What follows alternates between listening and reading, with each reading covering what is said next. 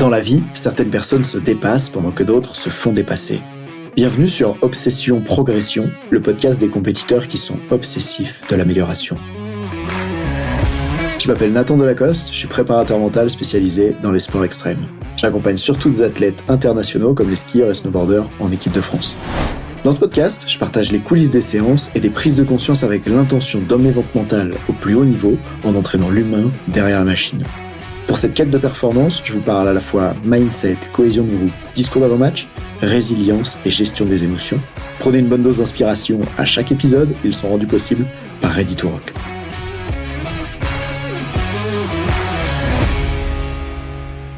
Dans cet épisode d'Obsession Progression, je vais vous parler d'équipe, de mon équipe, de la raison pour laquelle j'ai créé cette équipe, de ce que j'aime chez eux et de comment ça se passe au sein de l'équipe. Pourquoi est-ce que je fais ça ? Déjà parce qu'on s'apprête à vivre un séminaire ensemble en présentiel à Tignes où je réunis 15 personnes, 6 membres de mon équipe et puis 9 entraîneurs qu'on va former sur place. Et j'avais envie pour l'occasion de dire un message sur ça parce qu'après tout, en tant que préparateur mental, on peut donner des conseils sur la cohésion de groupe, on peut dire aux gens comment améliorer une équipe, mais bon, je pense qu'il y a quand même rien de tel que de vivre soi-même une expérience au sein d'une équipe, de chercher soi-même à composer une équipe, et puis pour moi, en tant que dirigeant, chef d'entreprise, de chercher à amener l'équipe dans une direction, comme un entraîneur chercherait à amener son équipe suivre une vision ou dans une direction.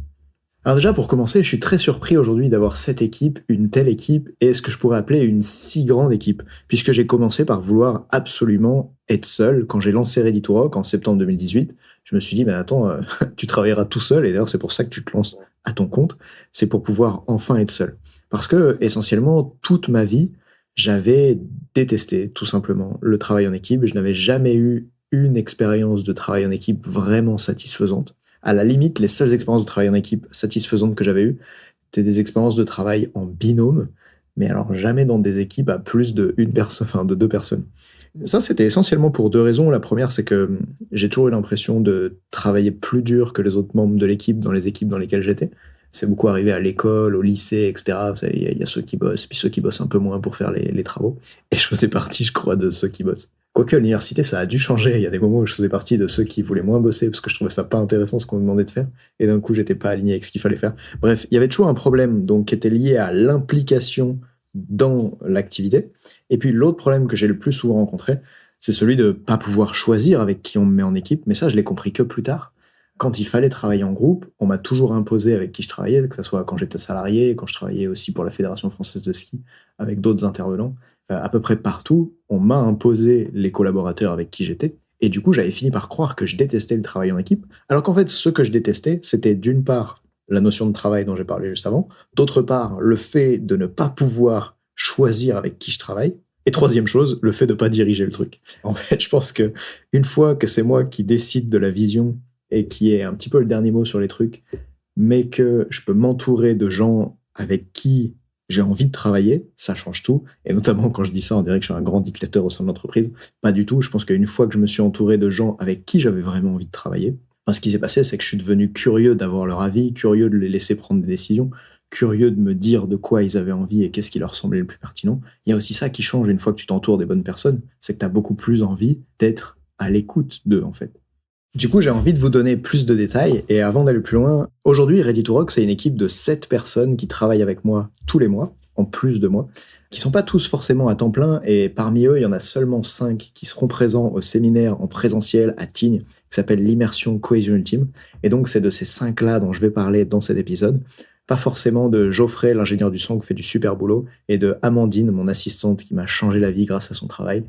Désolé, entre guillemets, pour vous, comme vous venez pas au séminaire, je vais parler là de ceux qui viennent en présence au séminaire.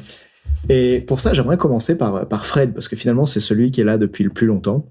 Et avant de parler de Fred, j'aimerais vous dire pourquoi est-ce que j'ai pris la décision de m'entourer, alors qu'au début, je voulais absolument travailler seul. D'abord, pour commencer, j'avais pas le choix, en fait.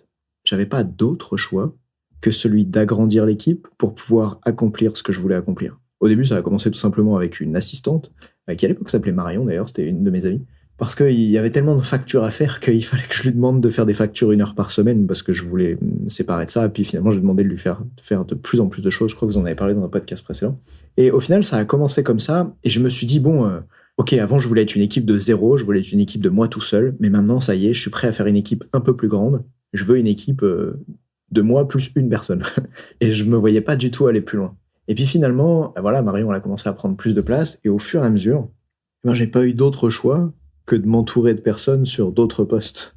Puisque ce qui a toujours été important pour moi, c'est qu'est-ce que je veux vraiment faire, qu'est-ce que je veux vraiment accomplir, comment j'ai envie que, à la fois, on délivre auprès des clients qu'on accompagne, et puis comment j'ai envie que ma vie, elle soit au quotidien. Donc, par exemple, ma vie, je la voulais avec moins de temps passé à la comptabilité au quotidien, et plus à m'intéresser au coaching.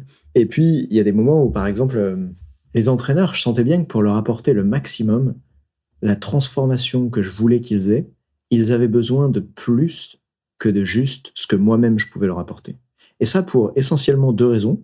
La première, c'est que je ne sais pas tout, et il y a des expériences que je n'ai pas vécues. D'ailleurs, c'est pour ça que dans la formation Audace et Résilience Coach, je fais intervenir ce que j'appelle des coachs d'exception. C'est des gens qui sont intervenus et qui ont été médaillés au plus haut niveau mondial, qui ont gagné des Jeux Olympiques, des Coupes du Monde, etc. Je pense à Jackson Richardson qui est intervenu, Ludovic Didier, l'ancien entraîneur de Perrine Lafont, la Française qui était championne olympique de ski de boss. On a eu Alexis Zell, l'entraîneur de l'équipe de France de ski alpin qui a accompagné Tessa Worley. Et voilà, toutes ces personnes-là avaient en fait des compétences et des expériences de vie que moi j'avais pas forcément. Alors eux sont pas devenus comme présents tous les mois chez Ready to Rock, mais par contre, parmi ce type de profil-là, il y avait Fred. Et je vais commencer par vous parler des coachs du coup qui sont présents dans l'équipe. C'est simple en fait, il y a Fred, Rémi, Théo, Hélène et puis moi. Et je vais commencer par Fred parce que c'est lui qui est là depuis le plus longtemps. Et il y a quelque chose qui m'a fait intégrer Fred dans l'équipe et qui depuis vaut à peu près pour règle pour intégrer l'équipe de coach. C'est-à-dire que Fred, avant de devenir coach chez Ready to Rock, et en fait d'être payé par l'entreprise pour accompagner les clients et les faire évoluer, les entraîneurs, Fred, il a d'abord été client. Et ça m'a permis quelque chose d'assez extraordinaire, c'est que, s'il y a des entrepreneurs ici qui m'écoutent, j'ai pu voir au sein du programme, quand il participait aux sessions collectives, par exemple, ben, j'ai pu le voir à côté des autres membres et voir l'avance qu'il avait dans le domaine du coaching, puisqu'il avait déjà suivi d'autres formations auparavant. Et puis l'avance aussi dans son expérience de vie, l'avance dans son intérêt pour la dimension mentale. Un petit peu comme si, c'est simple, quand tu réunis des joueurs sur un terrain de basket et que tu les fais jouer, tu peux voir qui n'a pas le même niveau que les autres, qui sort du jeu. Et c'est ce qui s'est passé à l'époque avec Fred. Alors, quand on a commencé à échanger ensuite, c'était devenu une évidence pour moi que si je devais recruter quelqu'un pour m'épauler et accompagner ses entraîneurs, la personne qu'il fallait que je recrute, c'était Fred. Parce que Fred, il avait un niveau supérieur à tous les autres entraîneurs que je côtoyais sur la dimension mentale, et en même temps, il avait cette expérience d'avoir été 11 ans entraîneur au niveau international en aviron, et avant ça, athlète de haut niveau en aviron. Mais ça, c'est juste le début de l'histoire avec Fred. Pour aller plus loin, ce qui m'a interpellé chez Fred, c'est que il avait un domaine de compétences que je n'ai pas du tout. Une chose que j'aimerais que les gens voient à propos de la préparation mentale, à propos plutôt du mental ou de la performance mentale, c'est que souvent on peut l'assimiler à quelque chose de très cognitif, à quelque chose de très dans la tête, alors qu'en fait le mental est en lien extrêmement étroit avec le corps, et ça, c'est la spécialité de Fred. Sa spécialité, c'est les givrés, sa spécialité, c'est les immersions très très froides, dans l'eau froide, dans la neige. Le mec nage en apnée sous la glace 40 mètres au petit déjeuner.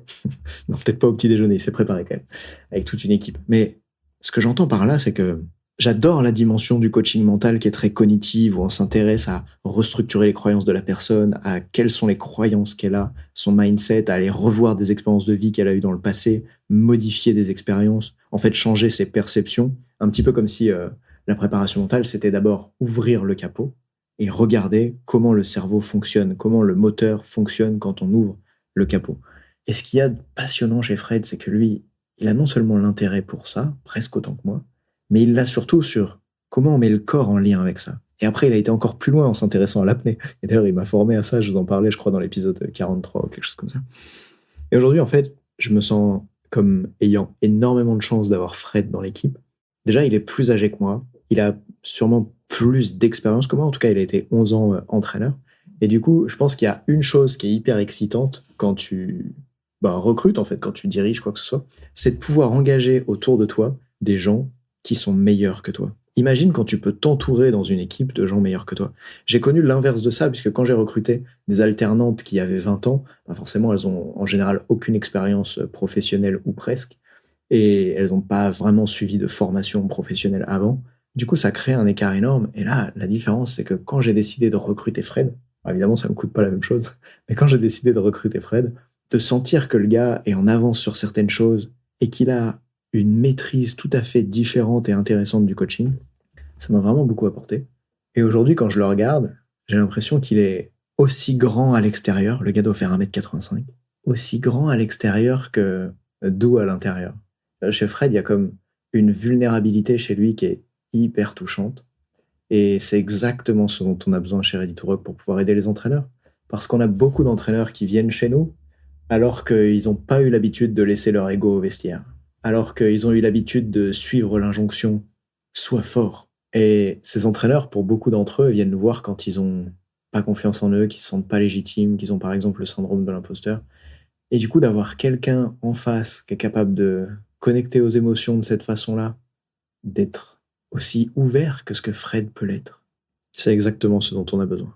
Alors, Fred, en plus d'être celui qui a les compétences que je n'ai pas, en plus d'être celui qui s'intéresse à fond au corps, à la respiration, au lien avec l'esprit, et qui m'a amené à m'y intéresser, il a en plus cette grandeur à l'extérieur et cette vulnérabilité à l'intérieur, à laquelle s'ajoute parfois son côté grand frère, parce que même si c'est mon business, des fois, je me pose des questions difficiles, je sais pas trop quelle décision prendre, j'hésite sur des projets.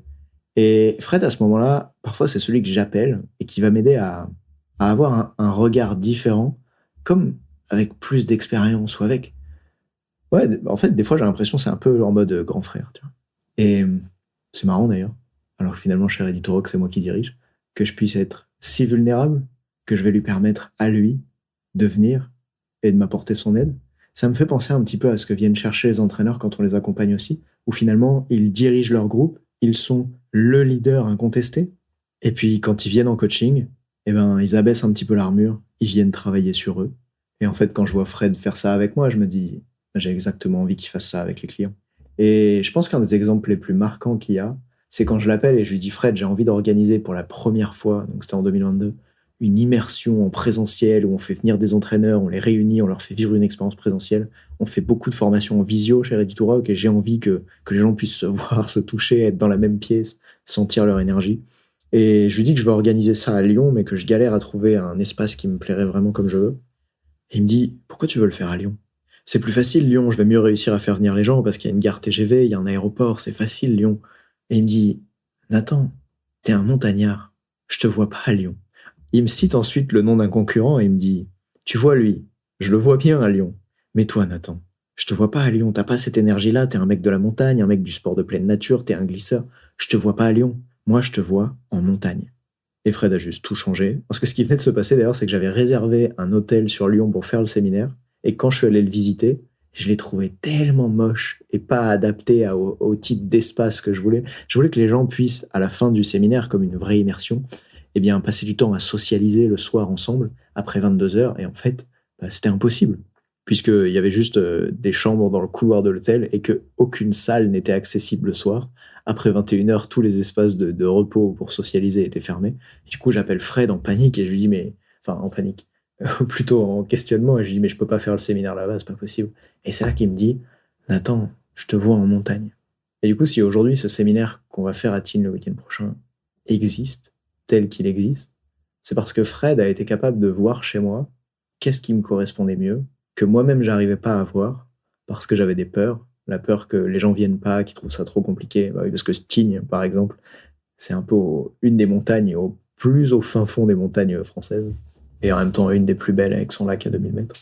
Voici du coup ce que j'aime chez Fred, et Fred, si t'entends ça un jour, j'ai presque les larmes aux yeux en me disant merci pour tout ce que t'as apporté à Ready to Rock, ça fait vraiment une différence énorme d'avoir ta présence. Et sans même parler de tous les feedbacks méga positifs que j'obtiens des entraîneurs que tu accompagnes, que ce soit dans les séances individuelles que tu fais avec eux ou dans les séances collectives, ils reviennent toujours me voir en me disant « Oh Nathan, j'ai bossé avec Fred et c'est étonnant, il a une méthode différente de toi, mais en même temps vous êtes tellement complémentaires. Et en plus, Fred, grâce à toi, les gens ne peuvent pas avoir ce que j'appellerais le syndrome du mentor. C'est que quand tu te formes auprès d'une seule personne, tu vois, contrairement à une formation à l'université, vraiment en STAPS, où tu as plein de formateurs différents, Quand les gens viennent se former chez Ready to Rock, en réalité, ils viennent se former chez Nathan Delacoste. C'est moi qui les ont vus dans les publicités, c'est moi qui les ont vus dans les vidéos sur YouTube, c'est moi qui les ont entendus dans les podcasts. Et entre guillemets, c'est auprès de moi qu'ils viennent apprendre. Je trouve ça super de pouvoir choisir auprès de quel formateur on veut intervenir. Le problème, c'est que souvent, un des trucs, et ça me l'a fait moi quand je me suis formé aussi, qui peut créer un syndrome de l'imposteur, ou de pas se sentir assez, ou de pas se sentir assez compétent, c'est de se comparer à un mentor et de se dire, tiens, je fais pas comme lui, et donc comme je fais pas comme lui, ça veut dire que ce que je fais n'est pas bien. Et on a la chance, grâce à la présence de Fred, que les entraîneurs qu'on accompagne puissent voir quelqu'un qui fait différemment de moi, mais qui fait très bien. Et du coup, ça les libère en mode, ah ouais, je peux avoir un autre style que celui de Nathan, je peux coacher d'une autre façon. Et ça, c'est vraiment fantastique. Parce que je crois que ce que j'ai envie, c'est que chaque entraîneur qui vient se former chez nous trouve son style. Mais je le dis pas comme Christina Cordula, là. Quand je dis trouve son style, je veux dire qu'il soit capable d'oser être le leader qu'il a envie d'être, de libérer sa voix en prise de parole en public comme il a envie de le libérer, de pouvoir dire ce qu'il a envie de dire. Et Fred, c'est quelqu'un qui fait ça chez les gens, qui leur permet de devenir qui ils ont envie de devenir et de s'autoriser juste à être. Et pour ça, il a un mot, c'est switcher. D'ailleurs, une fois, j'ai conçu une brochure et il m'a saoulé parce que je n'avais pas écrit switcher dans la brochure à propos de ce qu'il faisait. Et c'était son mot à lui, quoi. En fait, Fred, il coache pas. Il fait switcher les gens. Et switcher, c'est ce que tu ressens quand toute ta vie, t'as cru que dans l'eau froide, c'était dangereux, t'allais mourir, avoir des problèmes, tomber malade, que c'était mauvais pour la santé, ou j'en sais rien. Et Fred, il fait rentrer les gens dans l'eau à 3 degrés, il les fait rester 10 minutes, et quand les gens sortent, ils changent. Ils changent à propos de ce qu'ils croient possible à propos d'eux-mêmes. Ils changent leur perception, parce qu'on se dit, si en 10 minutes, je peux changer des perceptions que j'ai eues toute ma vie, comment je pourrais changer les autres perceptions qui bloquent le reste de ma vie? Fred, c'est quelqu'un qui fait tout ça chez les gens. Et du coup, c'est juste merveilleux de l'avoir dans l'équipe. Passons maintenant à Théo. Théo, c'est le deuxième plus ancien membre. Théo, comme Fred, il était client d'un programme, mais d'un programme encore plus avancé, du programme Audace et Résilience Coach, qui existe toujours au moment où j'enregistre cet épisode. Théo, c'était un entraîneur de ski alpin, qui est toujours d'ailleurs entraîneur de ski alpin.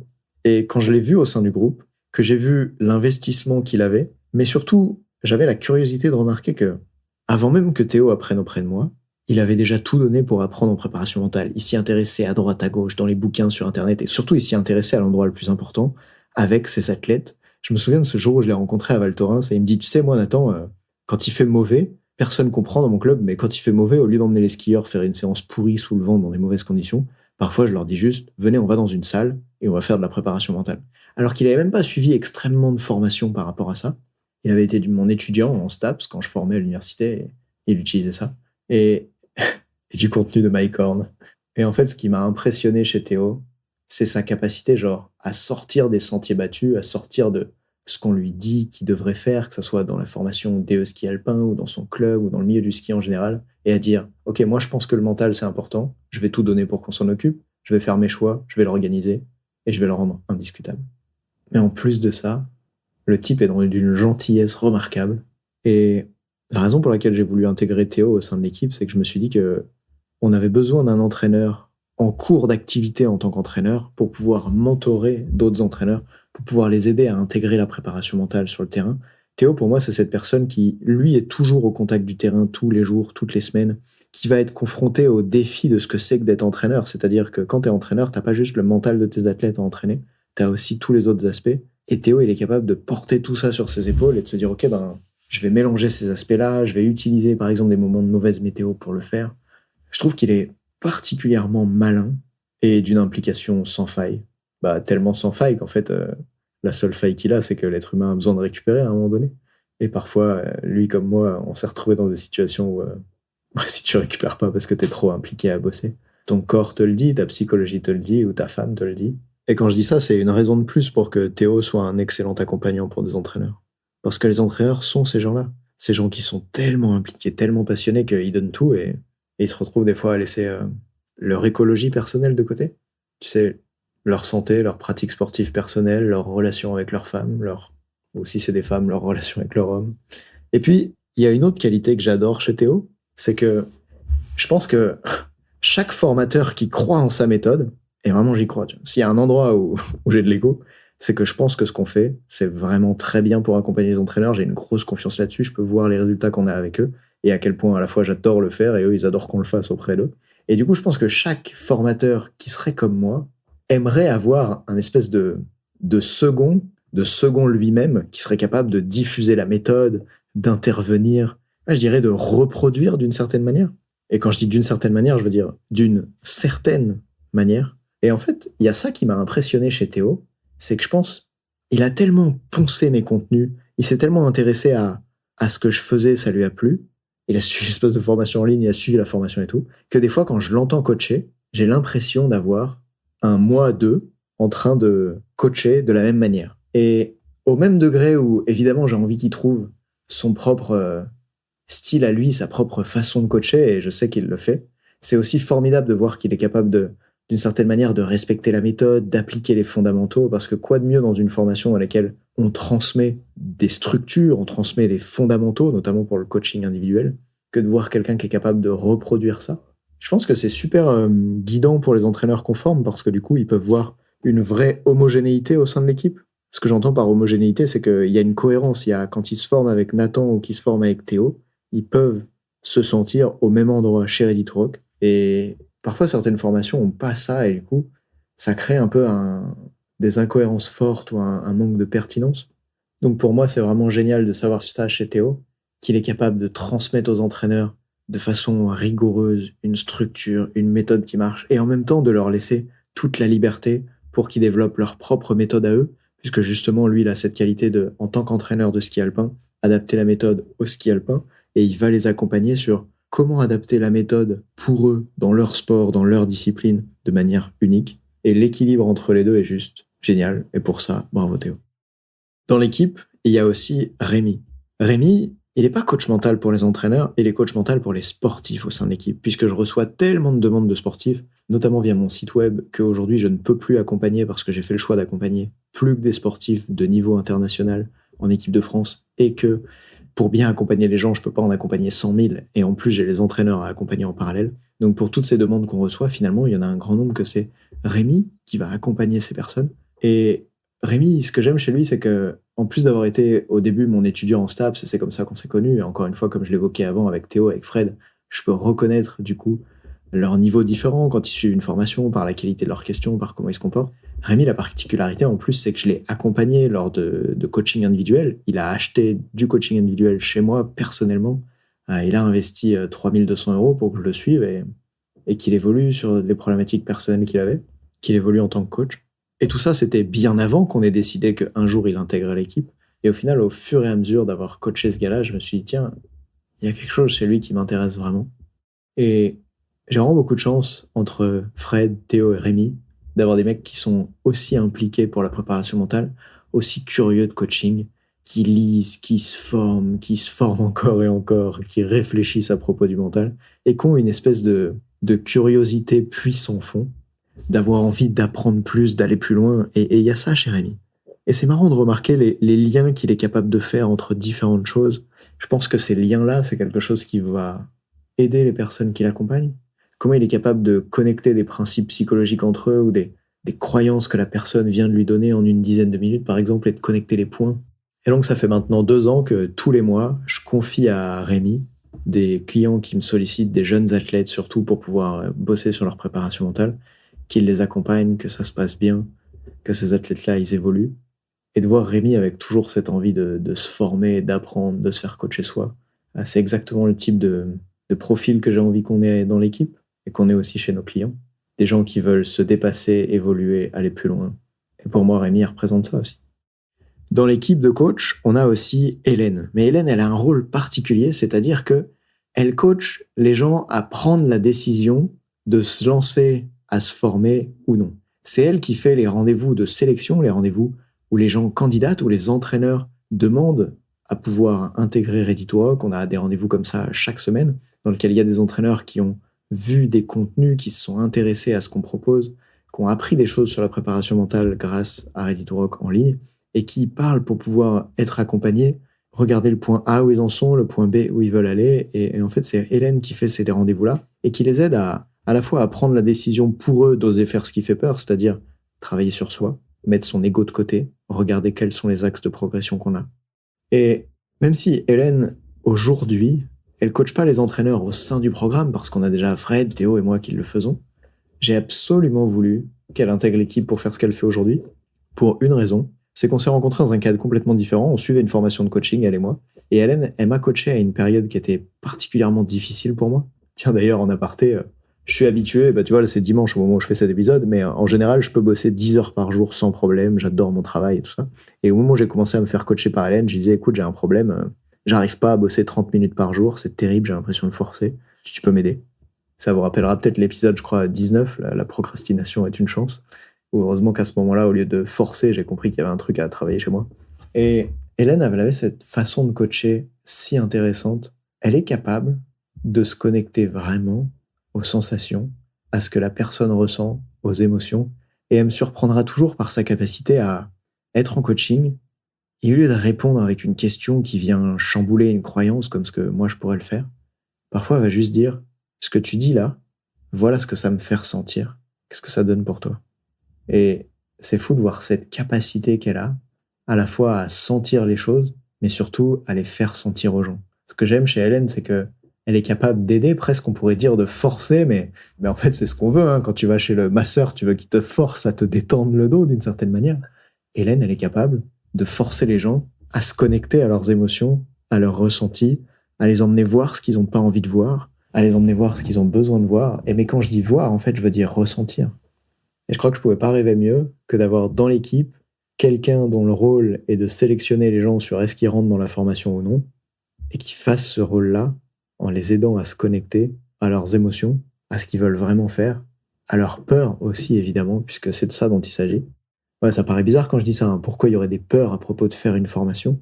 Mais parce qu'il y a des formations qui bousculent, et nous, c'est celle qu'on a voulu créer. Pas une formation institutionnelle, traditionnelle. Une formation qui transforme. Et pour se transformer pendant, il faut être prêt à s'ouvrir avant. Et c'est ça qu'Hélène, elle fait dans ses sessions. C'est pour ça que tous les gens qui viennent lui parler, qu'ils repartent en décidant d'acheter la formation ou non, et en étant acceptés au sein de la formation ou non, par nous, dans tous les cas, ils repartent avec un cadeau énorme. Parce qu'en fait, la qualité de notre vie, ça dépend de la qualité de nos sentiments, ça dépend de ce qu'on ressent. Et du coup, avoir quelqu'un en face de soi qui est capable d'aller chercher ça, de faire ressortir ça, de coacher à partir de ça, ça n'a juste pas de valeur. Alors Hélène, si t'écoutes ça un jour, merci pour ton travail qui n'a pas de valeur. Tu crois que ça se paye cher, pas de valeur? Allez, en aparté.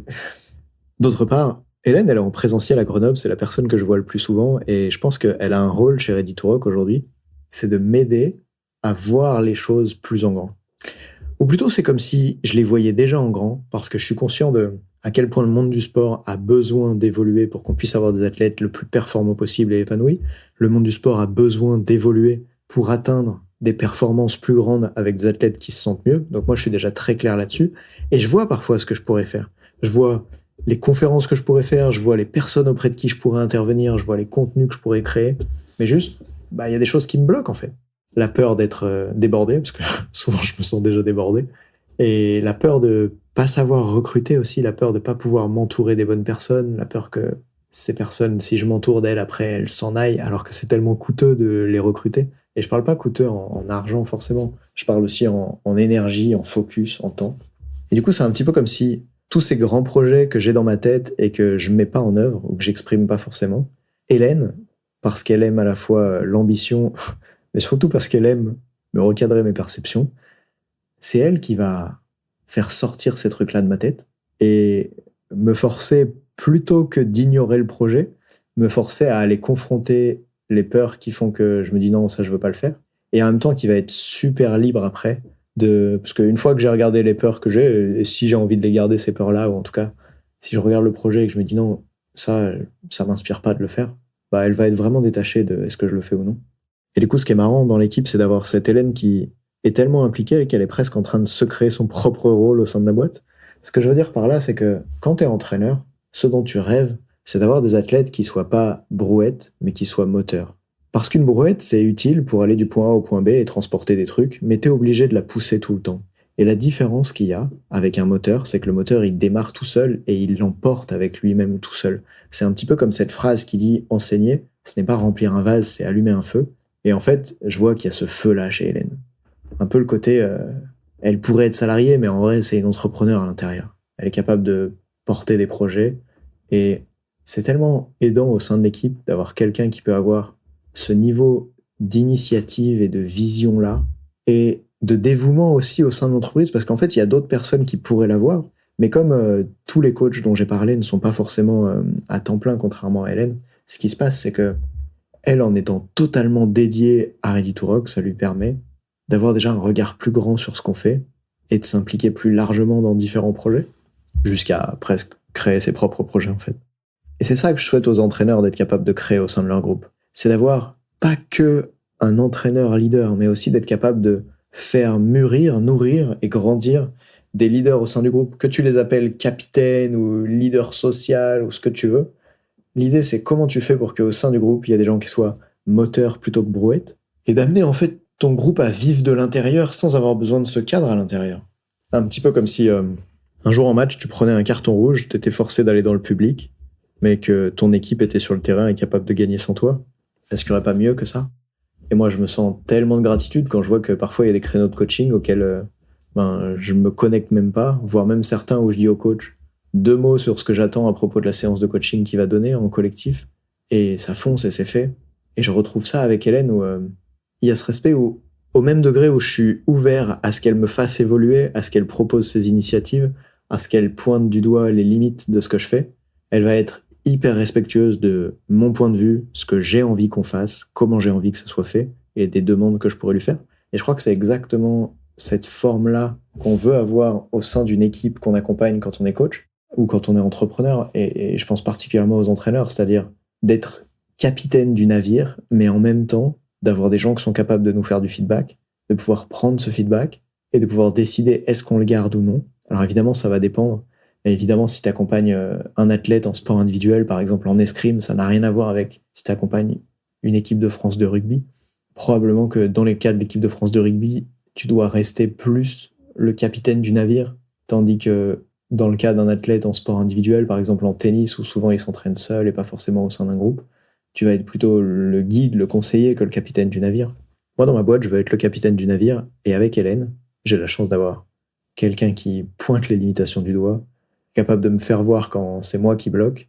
Parfois, elle m'appelle le paquebot, c'est mignon, parce qu'elle trouve que je suis un peu têtu et que j'évolue lentement. Mais je crois qu'évoluer lentement, c'est aussi ce qui permet à une entreprise d'avoir une constance et d'avancer dans une direction et de faire avancer les gens avec soi. Et du coup, d'avoir ce double côté paquebot et quelqu'un qui aide le paquebot à se réorienter, c'est vraiment chouette. Et merci Hélène. Dans l'équipe, il y a aussi Robin. Robin, c'est le vidéaste le plus extraordinaire avec lequel j'ai bossé. Parce que Robin, il a exactement la qualité numéro 1 que je recherche chez quelqu'un avec qui je veux travailler. C'est, en un mot, autodidacte.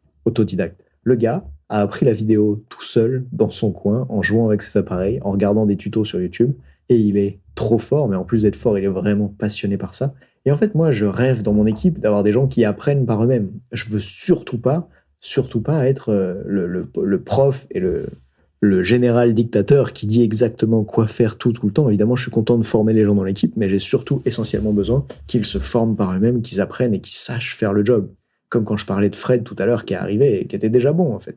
Et Robin, quand je m'aperçois que j'ai pu lui filer ce projet l'année dernière, de monter la vidéo de tout le séminaire un petit peu comme un réalisateur de cinéma où il fallait qu'il imagine l'histoire, qu'il construise la vidéo, qu'est-ce qu'elle allait être au début, qu'est-ce qu'elle allait être au milieu, qu'est-ce qu'elle allait être à la fin.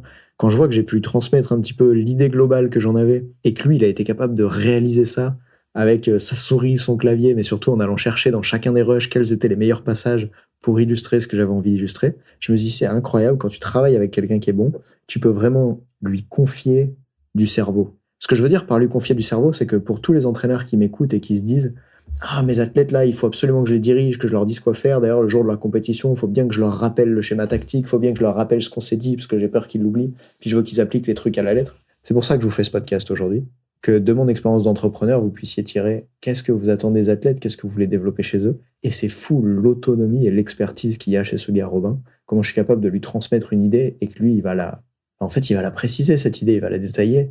Et c'est en fait, je pense, ça le rôle de réalisateur de vidéo. C'est d'être capable, pas juste de faire des cuts dans une table de montage, tu vois, d'enlever les moments de blanc, c'est être capable de concevoir tout de A à Z, en mode, voilà à quoi ça ressemblerait un truc stylé, une histoire stylée. Et lui, il fait ça. Et par ailleurs, il y a autre chose d'amusant avec Robin, c'est que Robin. Il est tellement amusant. L'autre fois, il m'emmène chez lui et il me dit ah mais toi Nathan, tu fais du montage sur Adobe Premiere Pro. Tiens regarde, je te montre des atouts que tu connais pas pour pouvoir gagner du temps, pour pouvoir être plus efficace. Et alors du coup, moi je suis curieux puisque c'est vrai que je fais du montage moi-même et d'ailleurs c'est ça qui m'a permis de développer la boîte au début. C'est quand j'avais pas les ressources ou l'entourage pour faire le montage par quelqu'un d'autre. Moi depuis que j'ai 20 ans je pense, je fais du montage pour différents projets et ça m'a aidé à construire Ready to Rock. Et donc là quand Robin il me montre ces trucs-là, je suis curieux et en même temps, à chaque seconde qui passe, plus il me montre comment il utilise ses outils, la vitesse à laquelle il travaille, et puis les petites techniques, un peu tu sais, les raccourcis clavier cachés, les trucs comme ça qu'il connaît, plus je le vois faire, et plus au lieu de me dire ah ben merci Robin, grâce à ce que tu m'as dit, je vais pouvoir payer un peu moins tes services et puis faire le travail moi-même. En fait, plus je le vois faire, plus je me dis le gars a un niveau extraterrestre. J'ai surtout pas du tout envie de le faire moi-même quand quelqu'un sur Terre peut le faire 10 fois plus vite et mieux. Et du coup, c'est très excitant en fait de voir quelqu'un qui maîtrise mieux que toi, mais de pas du tout avoir envie d'apprendre à faire aussi bien que lui, d'avoir envie d'engager, de payer son travail, ouais, de le faire bosser sur un projet. Et en fait, c'est exactement ce que je ressens avec Robin. Et ça, je crois que pour un entraîneur, c'est génial, c'est que quand tu cesses de vouloir être à la place de tes joueurs, je pense à cet entraîneur de handball que j'avais accompagné, qui hurlait sur ses joueuses parce qu'il aurait aimé être sur le terrain à leur place pour qu'elles arrêtent de faire des erreurs. Vraiment, je crois que le mieux qui peut t'arriver, c'est de former ton équipe pour que l'équipe soit capable de prendre les décisions meilleures que ce que toi tu les aurais prises et de chercher en fait à leur confier du cerveau et à faire confiance à cette équipe pour avoir un cerveau qui marche mieux. Alors je sais pas si j'ai la chance aujourd'hui d'avoir que des gens plus intelligents que moi dans l'équipe. Ce que je veux dire par là, c'est que j'ai la chance avec quelqu'un comme Robin de pouvoir lui dire tiens, voilà ce dont j'ai besoin et de lui faire tout à fait confiance sur la création du projet, le côté autodidacte, tout pour que ça se construise. Et ce qu'il y a de chouette avec lui, et j'ai besoin de ça chez chacun des membres de l'équipe, c'est qu'il est particulièrement ouvert à mes retours. Puisque bien sûr, les vidéos, on va pas les mettre en ligne avant que je les ai supervisées. À chaque fois, j'ai des trucs à redire. Je suis particulièrement exigeant, que ce soit sur les aspects visuels, mais aussi sur l'histoire, sur les petits détails. Bref, je suis terrible. Je pense. Un jour, j'ai un salarié qui m'a dit, à l'époque où, je crois que j'avais 23, 24 ans à l'époque, qui m'a dit Nathan, je dirigeais une équipe, et il m'a dit Nathan, t'es la personne la plus exigeante que j'ai jamais rencontrée. Donc souvent, ça, je leur dis aux gens avant qu'ils viennent travailler avec moi, comme ça, après, ils le savent. Et du coup, chez chacun des coachs dont j'ai parlé avant, et puis chez Robin, il y a cette capacité à prendre le feedback, à chercher à s'améliorer, et à être ouvert à ce que ça soit jamais assez bien, parce qu'on peut toujours faire mieux. Et du coup, à remettre le travail, l'énergie nécessaire pour faire avancer, qui fait que ça fonctionne. Pour terminer, mais comme à chaque fois dans ce podcast, quand je dis c'est terminé, c'est pas terminé, je voudrais parler de pourquoi on fait ce qu'on fait finalement. Qu'est-ce qu'on cherche à accomplir avec cette équipe? Je crois que ça tient sur les doigts d'une main, les choses que je veux faire. Je sais pas si j'ai besoin de les compter maintenant, mais en gros, la première, c'était pour moi de faire les tâches qui m'inspirent le plus. Et c'est à ça que ça me sert particulièrement mon assistante aujourd'hui, c'est qu'elle s'occupe de ce qui m'inspire moins, comme ça je peux mettre de l'énergie là où ça m'inspire le plus, notamment là où je peux avoir le plus d'impact sur les sportifs de haut niveau et les entraîneurs que j'accompagne. Donc en 1, c'est recruter une équipe, ça me permet de faire ce que j'aime le plus. En 2, c'est que ça me permet de progresser tellement plus loin que si j'étais tout seul. Ce que genre, c'est que tu peux acheter autant de formations que tu veux et vivre des expériences et tout, mais en fait, je pense que tu peux faire des formations en management, mais il n'y a que en manageant que tu apprends vraiment à manager. Alors évidemment, ça ne veut pas dire que les formations en management ne servent à rien, mais que ces confrontations que tu vas avoir dans l'équipe, et par confrontation, j'entends pas forcément des conflits, mais des confrontations de points de vue, des idées que les autres vont apporter, etc. Ça va vraiment faire évoluer. Et du coup, ça soulève d'ailleurs un problème souvent pour les entraîneurs qui est est-ce que vous êtes capable d'accepter d'être confronté par vos athlètes, confronté par vos collègues, et est-ce que vous pensez, alors même que vous êtes chef du groupe, que les autres ont quelque chose à vous apporter? Et ça, quand tu diriges une entreprise comme moi, au début, par exemple, c'est difficile, parce que t'es le chef, c'est toi qui as créé ça, c'est toi qui as l'argent de pouvoir payer les autres, donc tu pourrais finir par croire que t'es grand et tout puissant, tu vois que, après tout, si t'en es là, c'est à toi de choisir. Mais je crois que c'est pas ça. Et ça fait le lien avec le troisième point qui est recruter une équipe, ça me permet d'avoir des gens qui sont meilleurs que moi à certaines choses. J'avais un formateur qui disait que pour remplacer un dirigeant d'entreprise, il faudrait 7 personnes. Et c'est vrai que je fais tellement de trucs différents dans la boîte que si on voulait me remplacer, probablement qu'une seule personne ne pourrait pas le faire, c'est sûr même. Mais l'avantage quand tu es remplacé par plein de personnes, et d'ailleurs c'est marrant parce que lui il disait le chiffre 7 et moi aujourd'hui c'est le nombre de personnes que j'ai dans l'équipe, c'est que ça te permet d'avoir des gens qui sont meilleurs que toi à chacune des choses. Je pense à l'ingénieur du son qui sera certainement en train de faire cet épisode. Geoffrey, il est tellement meilleur que moi à ça. Et du coup, c'est une opportunité incroyable de pouvoir faire bosser avec soi des gens qui sont meilleurs que soi. J'avais tendance à croire au début que Quand il y a un entrepreneur qui montait une boîte, du coup, c'était un coach moins impliqué auprès de ses clients parce que un vrai coach, il passe pas du temps à manager une équipe et à faire plein de marketing et tout. Il passe du temps à s'occuper de ses clients. Mais en fait, pas du tout, mais pas du tout. Je me suis complètement trompé. Et s'il y en a qui croient ça, vous allez avoir besoin de changer d'avis pour aller plus loin. Pourquoi ? Parce qu'en fait, justement, quand tu t'intéresses le plus à tes clients, c'est là que, au lieu de croire que tu peux toi-même tout faire pour eux, tu vas chercher, recruter et payer des gens pour faire mieux que toi, ce que toi-même tu fais bien, mais pas de façon excellente. Et il y a plein de choses, franchement, auxquelles je crois que je suis excellent en coaching, vraiment très très bon. Mais il y en a auxquelles il y a des gens qui sont meilleurs que moi. Et que ce soit en coaching avec quelqu'un comme Fred, par exemple, ou en montage vidéo, en montage son et tout. Et c'est pour ça que s'entourer d'une équipe comme ça fait vraiment une différence énorme. Aussi, ça m'aide à devenir un meilleur coach en étant forcé de voir travailler des gens qui coachent pas comme moi, de voir les résultats que ça amène. Ça met un peu d'eau dans mon vin, tu vois, et ça fait ouvrir les points de vue, on va dire. Et du coup, je pense que ça sera un atout pour n'importe quel entraîneur de regarder ses athlètes et de se dire à quoi est-ce que cet athlète est meilleur que moi ? Et comment je peux confier à cet athlète la responsabilité de décider par rapport à ça ? Et probablement que les athlètes, ils sont pas meilleurs que vous à tout, mais ils sont meilleurs que vous à quelque chose. Évidemment, les connaissances biomécaniques, ils n'ont pas été les étudier, donc peut-être qu'ils les ont pas. Mais bordel, ça se trouve, ils se connaissent beaucoup mieux que ce que vous les connaissez. Alors, faites confiance à leurs sensations, comment ils se sentent, questionnez-les par rapport à ça. Et ces dernières secondes, elles m'ont permis du coup de soulever ces 3 points en lumière. Le premier, c'est faire une équipe, ça me permet de faire ce que j'aime. Le deuxième, c'est que, je l'ai oublié, j'ai trop parlé, cet épisode était long. Et le troisième, c'est que l'équipe permet de recruter les gens qui sont meilleurs que soi. Et du coup, ça me fait revenir au point 2, qui était, grâce à ça, tu peux mettre quelque chose d'excellent dans la main de tes clients. Et progresser toi-même aussi. Voilà, j'espère que pour tous les entraîneurs ou entrepreneurs qui écoutaient cet épisode, ou toute personne qui voudrait créer un projet en fait, que ça vous a apporté de la valeur. Tout mon point de vue sur ce que c'est qu'une équipe a changé. Il s'est passé tellement entre le moment où j'ai décidé d'intégrer la première personne dans l'équipe pour 1 heure par semaine et le moment où des dizaines et dizaines d'heures de travail par semaine chez Ready to Rock sont faites par d'autres personnes que moi. C'est fou de voir comment on peut évoluer en tant qu'être humain sur son point de vue. Comme dirait Hélène, je suis un paquebot, mais je veux bien avoir des gros changements d'avis de temps en temps.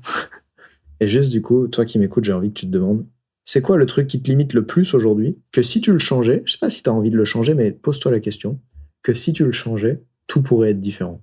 Et pour moi, il y a quelques mois, il y a aussi quelques années, en fait, ça se reproduit plusieurs fois. Ce truc-là, c'était l'équipe. Par exemple, il y a plusieurs mois, je ne voulais pas que quelqu'un d'autre que moi fasse les rendez-vous de vente, fasse les rendez-vous dans lesquels on va sélectionner les candidats qui veulent intégrer la formation, parce que je pensais être la seule personne pour le faire, ou l'unique personne à pouvoir le faire dans le temps, à avoir les compétences pour le faire, la notoriété pour le faire. Et en fait, je me suis trompé. Et c'est seulement le jour où j'ai accepté de dépasser ce truc-là que tout a pu passer un cap. Du coup, demande-toi, que t'en aies envie ou pas aujourd'hui, c'est quoi le truc que si tu le changeais, ça aurait un impact drastique sur tout le reste. Il y a ce bouquin de Gary Keller, là, The One Thing, qui est très connu dans le domaine des entrepreneurs, qui pose la question, quelle est la chose que je peux faire qui rendrait tout le reste inutile ou non nécessaire? Et du coup, moi, je renverse un peu ce truc-là, en me demandant, c'est quoi la chose que si tu la changeais, ça aurait des conséquences énormes sur tout le reste. Et je te laisse avec ça. N'hésite pas à laisser un avis 5 étoiles sur Spotify, Apple Podcast. Ça m'aiderait vraiment beaucoup à faire découvrir le podcast. À la prochaine. Salut.